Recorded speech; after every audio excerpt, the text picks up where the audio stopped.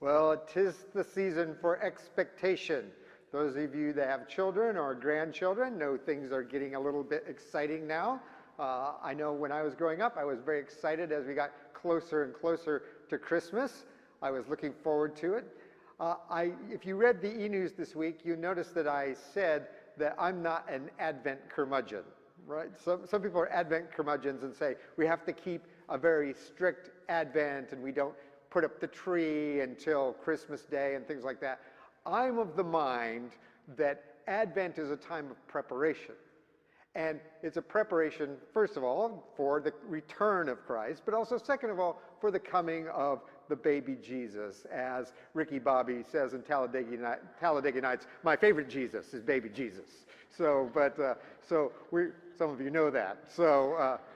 But the coming of the baby Jesus, and if you're getting ready for a baby to arrive, what do? You prepare, right? You don't wait until you're going into labor to get the nursery ready and get all the clothes and get the crib and the cot and get all the stuff in that you need. You are doing that weeks, if not months in advance, right? You're preparing. I remember when our children were born, there was lots of frantic activity leading up to the birth. And of course, the day of the birth, there's lots of frantic activity. It's a blur to me, but I just remember my hand was getting crushed by my wife in the midst of this. But as we went through that, but after the baby was born, especially our firstborn, Olivia, there was this sort of peace that fell over the house. It was broken by moments of crying, but mostly it was quiet. So I believe in preparation and anticipation. So yes, we do have our Christmas tree up. I put the last of the outdoor lights up yesterday, and we've got candles and we've got stuff. Yes, we still have our Advent wreath, and we light it every evening. We are still in Advent, we're doing that, but I've got the Christmas lights on, and I'm fully engaged, right? So it's all about that. And part of our custom as we prepare for Christmas, as we're decorating, is we put on old Christmas movies. You know, I've seen them 500 times, so I don't really need to watch them. I just need to listen to them. I actually have large parts of, our young granddaughter now is into Rudolph the Red-Nosed Reindeer, and I can sing all the songs, right? So I can sing the songs and tell the story. I don't even have to read it to her. I can just tell her the story, especially about the Bumble snow monster of the north. She's into that right now. Pulling teeth, I don't know why. But, so we're watching these movies. And one of the ones we put on is called The Santa Claus. The Santa Claus. And in this Santa Claus story, there's expectations and dashed expectations of what you're going to get for Christmas. And they said, when did you stop believing in Santa Claus? And they said, well, I guess it was when I didn't get what I wanted for Christmas, right? One of the characters said she wanted the mystery date game. I don't even know what the mystery date game is, and I don't want to know, so to be honest with you. And another character wanted an Oscar Mayer weenie whistle. Why you would want an Oscar Mayer weenie whistle for Christmas, I do not know, but that's what he wanted. Well, of course, expectations can be built up. And Leo Buscaglia tells the story of seeing an enormous present beside the tree. It was gigantic and wrapped. And he said, for 2 weeks, I was so pent up with exhilaration and excitement that when I finally unwrapped it, it was kind of like a disappointment. He was so disappointed, he didn't even remember what it was. But he just remembered that it was big and beautiful and wrapped. And when he finally unwrapped it, so what? It's kind of like John the Baptist today. Remember last week, John the Baptist is all fire and brimstone. Remember, you brood of vipers? He's all excited about all that. All excited about the coming of the Lord will be with fire. The winnowing fork is in his hand, and he will bring unquenchable fire. And if we read in John's Gospel said Jesus' future followers were following John the Baptist, and he said, behold the Lamb of God who takes away the sins of the world. And then at Jesus' baptism, the heavens were opened, And the voice from heaven came and said, "This is my beloved Son. Listen to him." And so John the Baptist knows that Jesus is the one whose sandals he is unworthy to untie. But now, by the time we get to our gospel this morning, John the Baptist has been imprisoned. He's imprisoned by Herod because he was speaking out against Herod and against Herod's second wife, because he says Herod was committing adultery. And so he has been imprisoned. And now John the Baptist is seeing and hearing about what Jesus is doing. So he sends a message to Jesus and says, "Are you the one that we should be looking for, or should we be looking for someone else?" Now, is John doubting as he lost his faith? Or is it just a case of expectation management? Who is the one that is to come? We all have hopes dashed sometimes, don't we? Many of us have hopes dashed and things don't quite go our way. We get to the end of the year and say, this year didn't quite live up to its promise, what I thought was going to be. I thought by the end of 2022, COVID would totally be in our rear view mirror, yet I hear that members of our congregation have had COVID. My daughter is recovering from a recent bout of COVID, so it's not in our rear view mirror. I honestly thought that by the end of 2020, I would be long gone from here, believe it or not. So I would have thought we would have had our priest by now, but we're getting close. We're getting close. The Shelbys are on their way. And some of you may have had even more expectations dashed. Some of you perhaps are experiencing financial difficulty. I know the market isn't going the way I wanted it to go. I thought we would have bounced back by now. Those of you in the financial industry know exactly what I'm talking about. Some of you have had family difficulties. Some of you have had losses in your family.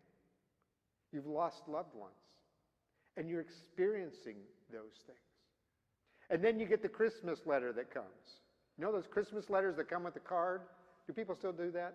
Some of my family members still do it. I love the one for my niece. My niece always tells a great story that's somehow uplifting. She's a psychology professor, and she tells something to boost my mind in some way.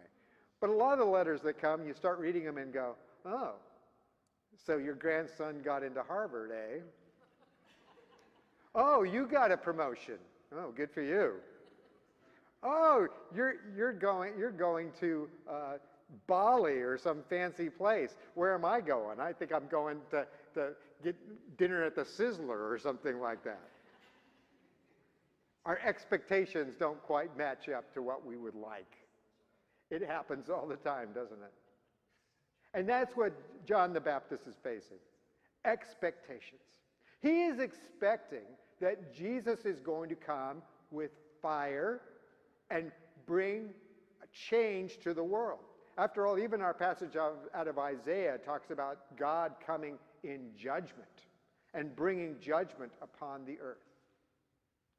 And perhaps John the Baptist is wondering, because he's heard that Jesus is preaching out of Isaiah and out of things like our psalm today. And yes, Jesus is preaching about good news to the poor and recovery of sight to the blind and the lame walking and the deaf hearing. But there's also this part of freedom for the prisoners, the captives set free. And perhaps John is saying to himself, okay, you're the Messiah and you're talking about all these things from Isaiah and the Psalms, but what about this bit about the captives being set free? I'm still in jail. What is my expectation? If you're the Messiah, should you not be releasing me? Should I not find freedom? And so Jesus says to those that have come to him, go and tell John what you have seen and heard. He says, the blind receive their sight, the deaf hear, the lame walk. But notice what he doesn't say. He doesn't say the prisoners will be set free. And perhaps that was Jesus' way of saying, expectation management, John. you may not be set free. And the reality is, Jesus talks about the lame walking and the blind seeing and the deaf hearing. And in our modern age, we are actually seeing some of these things coming about through modern science. My daughter is studying to be a speech pathologist, and she was telling us about how actually in some cases sign language is dying out because so many particularly deaf children are now receiving cochlear implants that allow them to hear. My sister, when she was young, her eyesight was so bad that when she was 6 years old, she finally got her first pair of glasses, and she put them on, and she looked out across the lumber yard, out across Libby Creek, to the mountain on the other side, and said, "I never knew there were trees up there." She could finally see. And yet there are new treatments that cataract removal, things that was unheard of years ago. Treatments for macular degeneration.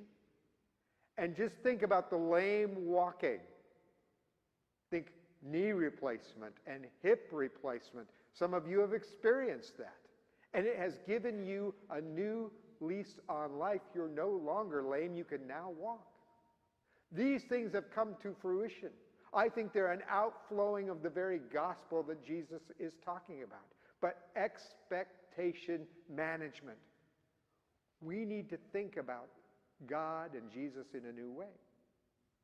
So you rubbed the lamp and you didn't get your wishes. Maybe Jesus isn't a genie. So things weren't quite fixed the way you wanted them to be. Maybe Jesus isn't a mechanic. So the world is still in disorder and disarray. Maybe Jesus isn't a cop. Maybe Jesus wants to cast a vision for what can be and begin to bring on a new world in a different way. There's a story of a woman who was going through a rough time. She wasn't happy with her life. She wasn't happy with her world. And she decided to go for a walk downtown. And as she was walking, she came across an interesting store. She said, "I don't remember this store before," and she decided to go in. And there was a man standing at the counter. And she looked at him and said, wow, he looks just like all the pictures I've seen of Jesus. That's weird. And so she walks up to him and says, "If you don't mind me saying, you look just like Jesus." And he said, "That's right." I said, "So, are you Jesus?" He said, "Yes, I am. I am Jesus. Thanks for noticing." And she said, "Well, what kind of store is this? Why are you in the store?" She says, "It's a very important store. I want you to come shop around. Go look at what we have on our shelves." And you know how you go to some stores and you go in and you see the item that you want and you take a slip of paper and take it to the counter? It was that kind of store. So she walked around and she saw all kinds of wonderful things in there. The blind seeing, the lame walking, the deaf hearing, swords being beaten into plowshares and spears into pruning hooks, people not living in poverty and families reunited and people forgiven. And so she was taking all these little slips of paper. She said, "I'll take some of these, please." So she walked up to the counter and says, "I'll take these." And Jesus said, "Great." And he reached under the counter and he pulled out some little packets. And he said, "Here you go." And she said, "What are these?" He says, "Oh, you might have a wrong idea. You think that I'm just going to give you those things that you see. But these are actually seed packets.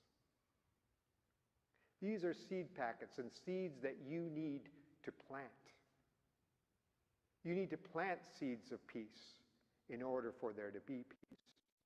You need to plant seeds of hope in order for there to be hope. Plant seeds of grace in order for there to be grace. Take the seeds, Plant them, and like the farmer, have patience and wait for the early and the latter rain. And you will see a harvest of righteousness and peace and glory. I don't know what happened to the woman. I don't know if she took the seeds and planted them or if she was disappointed that it didn't come in the way she wanted. But know this, Jesus comes to our midst, not only at Christmas, but in this very moment and this very day. And he will give you the seeds of his grace in your life as you receive him in Holy Communion today. Let those seeds be planted in your heart and your life. And begin to see the kingdom of God growing